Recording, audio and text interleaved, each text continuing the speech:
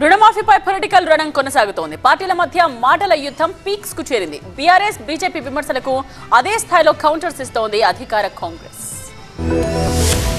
రైతు భరోసా ఆపేసిను. రైతు రుణమాఫీ చేయడం కోసం రైతు భరోసా ఆపి 7,000 కోట్లు, దాదాపు 6,098 కోట్లు రైతు రుణమాఫీ చేసినామంటున్నాను 1,00,000 వరకు ఉన్నటువంటి రుణాలకు.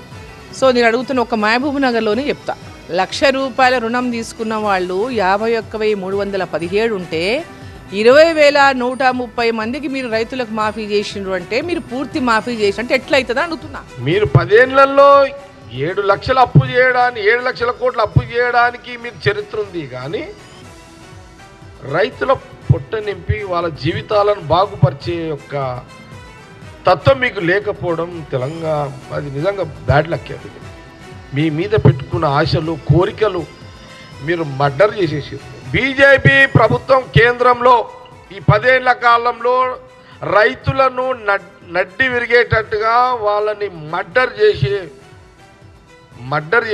వాళ్ళని రైతులు 35 లక్షల మంది రైతులు ఆనాడు అప్పుడు కూడా ఉంటే ఇవాళ ఎందుకు తక్కువ మంది ఉన్నారు? మీ నిబంధనలు కాదా?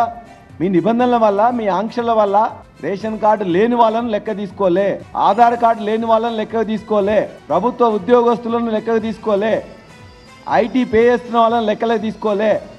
ఇవన్నీ లెక్కలకు తీసుకోకపోవడం వల్ల ఇవాళ ఉన్న రైతుల సంఖ్య 11 లక్షలకు తగ్గింది, 30% వచ్చింది.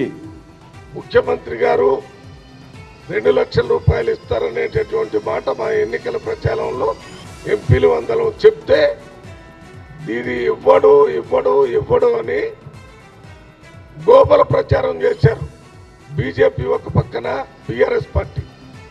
ఆ ప్రచారం ద్వారా కొన్ని సీట్లు వాళ్ళకు పోయినాయి.